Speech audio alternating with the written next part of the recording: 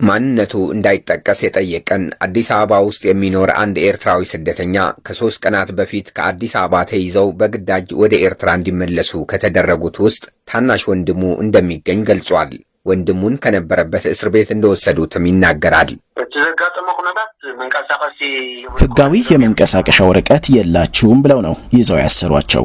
የወንድሜ የመንቀሳቀሻ ወረቀት አልታደሰም ነበር። በትግራይ በነበረው ጦርነት ምክንያት ከዛ ተፈናቅለን ከመጣን በኋላ ወረቀታችን አልታደሰም። ለምን ብትለኝ የስደተኞችና ከስደት ተመላሾች አገልግሎት ወረቀት አያድስልንም ነበር። ስለዚህ ምንም ማድረግ አልቻልንም።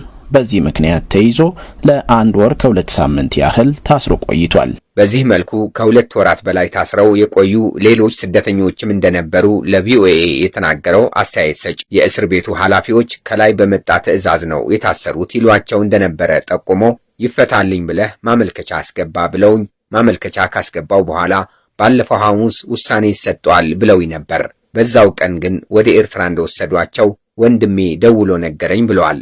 ኢትዮጵያ ውስጥ ተጠልለው የነበሩት ኤርትራውያን በግዳጅ ወደ ሀገራቸው እንዲመለሱ መደረጉ የስደተኞችንና ከለላ ጠያቂዎችን ደህንነት ስጋት ላይ የሚጥል በመሆኑ አሳስቦኛል ብለዋል የኢትዮጵያ ሰብአዊ መብቶች ኮሚሽን።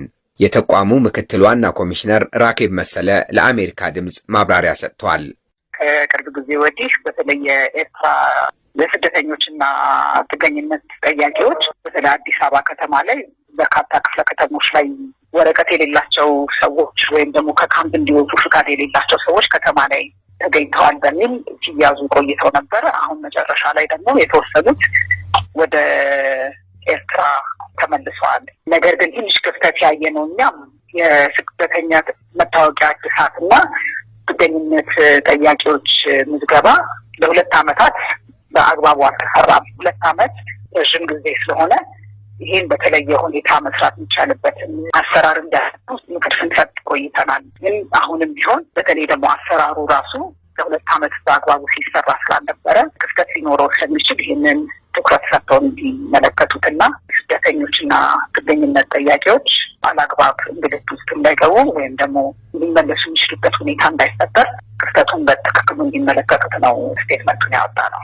የስደተኞችና ከስደት ተመላሾች አገልግሎት በበኩሉ የኢትዮጵያ ሰብአዊ መብቶች ኮሚሽን ያወጣው መግለጫ ለስደተኞች ደህንነት እየተወሰደ ነው ያለውንና ዘርፈ ብዙ ሲል የጠራውን እርምጃ ግምት ውስጥ ያስገባ አይደለም ብሏል። ወደ ኤርትራ እንዲመለሱ የተደረጉት ሰዎች ስደተኞችም ጥገኝነት ጠያቂዎችም አይደሉም ብሏል። ከእነርሱ ጋር በስህተት ተወስደው የነበሩ 4 ስደተኞች ወደ ኢትዮጵያ እንዲመለሱ መደረጋቸውንም ገልጿል።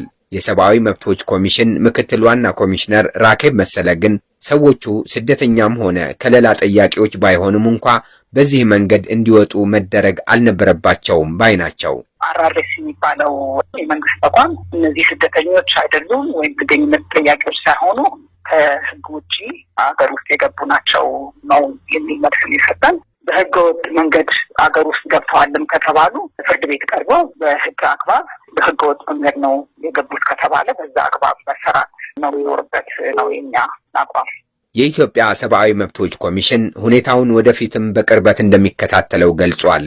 በጉዳዩ ላይ አስተያየቱን የሰጠን ሌላ ኤርትራዊ ስደተኛም ወደ ኤርትራ እንዲመለሱ ከተደረጉት ሰዎች መካከል ከልጆቻቸው ተነጥለው የተወሰዱ እናቶችም እንደሚገኙባቸው ጠቅሶ እርምጃው በሌላውም ስደተኛ ዘንድ ስጋት መፍጠሩን ተናግረዋል። የኤርትራ ስደተኛ በአሁኑ ጊዜ ጭንቀት ውስጥ ነው ያለው። ምክንያቱም ምናልባት አሁን የተጀመረው ኤርትራውያንን የማባረር ድርጊት በቀጣይ ወደ ሌሎቻችንም ይመጣል የሚል ስጋት አለብን።